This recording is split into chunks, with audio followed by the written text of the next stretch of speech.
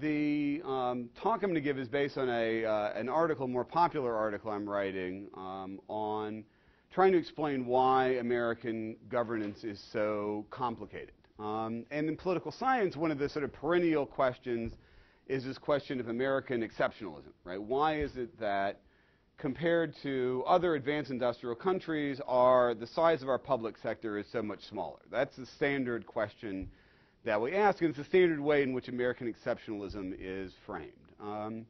And I think there's actually some mileage for thinking about American exceptionalism in a somewhat different way, right? To think about the fundamental thing that needs to be explained is not the scope of government, but the character of governance, which is a different kind of question. And the interesting thing is not that our government does so much less, and in fact, arguably, right, our government is now going to be doing more. We just passed healthcare reform. That's one of those aspects of exceptionalism that now we're checking off that we're maybe not so exceptional at. But what strikes you, again, certainly about the healthcare bill, right, is now the scope of government's expanded, right, but the character of governance is quite dramatically different, right? That is, the mechanism that we've created to try and solve our healthcare problems is so vastly more complicated than that any other advanced industrial country has tried to create in order to bring healthcare to the population. And so the term I use to describe our form of governance is what I call Cludgeocracy. And anyone who knows anything about computer programming knows that there's a term called a kludge, right? And a kludge is something you do that's not very elegant, that's often not terribly effective, but you do because you have to make what you're doing backward compatible with the thing that you've already were doing, right? So the classic kludge is Windows. So I was up in Peter's office, and I saw Peter still. I know you have a patriotic duty to use Dells here, right? And you know, Dells run on Windows, right? And Windows is a classic kludge, right? Because there's all these aspects of Windows that are not designed really to make it effective, but they were designed so that this would be compatible with all the previous versions of Windows, right? And when you try and do that, when you try and make what you're doing compatible with all the stuff you've already got, right, inevitably the consequence of that is complexity, right? And complexity is often, therefore, the thing that leads your computer to crash, right?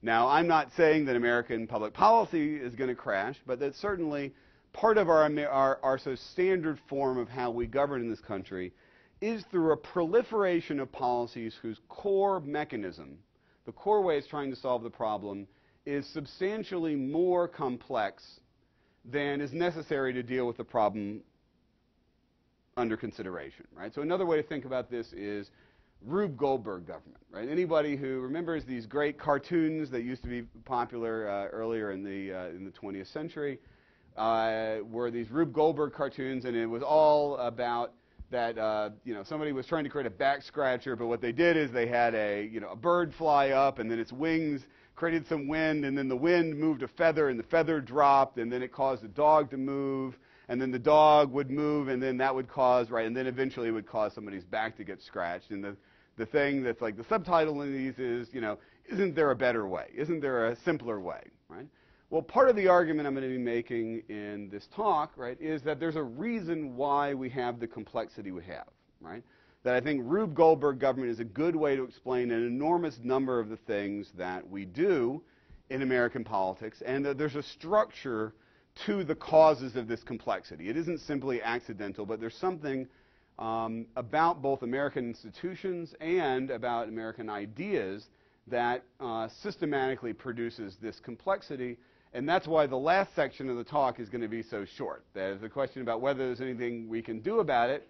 In some sense, I'm going to say that there's very little we can do about it. This is in some degree, a tragedy story, right? I'm going to tell a story about, unless we change those fairly deep parts of the American regime, right, that complexity is more or less something we're going to have to cope with rather than arguably transform. And again, this is a sobering story for people in policy schools, right? Given that a large part of the reason, people in policy schools are always saying, yes, there's a better way. If we just simplify this and we eliminate all these tax exemptions, then we could push the tax rate down. That's a classic story. But there's a reason why things look the way they do.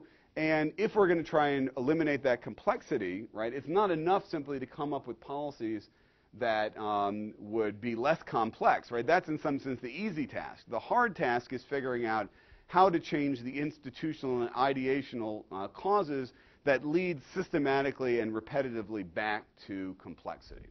Okay. And so we can think about a number of kludges, right? The healthcare bill, right, which I supported. I thought the healthcare bill was worth doing, right? But it is, of course, one big, ginormous kludge, right? That is, take the basic thing that Obama said in the campaign, right? He said the basic commitment was, if you like your healthcare, right, then you can, keep what you've got, right? So that's first of all, is just a standard backward compatibility move, right? Is saying, we're going to make everything we're doing now consistent with everything we're already doing, right? But of course, what that means now is that you've got these multiple different systems that are going to be interacting, right? We're still keeping this employer system, we're still keeping Medicare, we're still keeping Medicaid, and now we're adding this whole another layer on top of it, right? That layering is a predictable part of Cludgeocracy, right?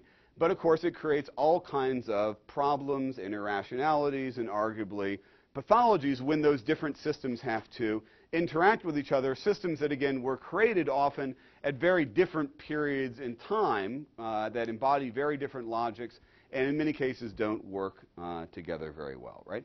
Think even more, right, something that's going to be very much on everyone's mind here, at least the students, right, are American higher education policies, right, in terms of funding, right? We have this incredible crazy quilt of different higher education policies. We have Pell Grants, we have student loans, we have all these proliferation of different saving devices in the tax code, and to the point where very few people even have any idea how these things operate together. And in many cases, there really are substantial irrationalities when these various different things interact. So I could go through a big litany of these things, but I think that's enough to make it clear what it is we're talking about, right? The tax code, right, just doing one, is just, of course, one enormous kludge, right? It's the sort of master kludge of all kludges we have in American public policy, and we're all still dealing with the trauma of April 15th now, so I don't want to have to make people have to go back through all that again, which was probably very emotionally difficult, right? The final thing I'll say is even the military, right? We've actually, over the last 15 years, seen the kludgeization or the Rube Goldbergization of the American military, right? As now the American military is not just a hierarchical system, right? But it's a hierarchical system now interacting with the whole contracting system, right? Where you have huge numbers of people, even in actual hard military functions, right? People who are actually what my friend at New America calls trigger pullers, right? We even contract with trigger pullers now, not just people who are running the commissary. Right? Okay. So the basic argument here, the assumption is our policymaking is substantially kludgier than that of other countries, right? And if we want to explain what's different about America, it's in part not just this complexity, but the increasing complexity, right? This complexity is not a steady state phenomenon, right? It's something that seems to get to be proliferating and moving ever deeper. And again, you can see this in the military, right? Every year, the area of contractors increases substantially, and the difficulty that the main military has in interacting with that contracting segment becomes ever more complicated and hard to deal with. So the question is why? Why do we have all this complexity?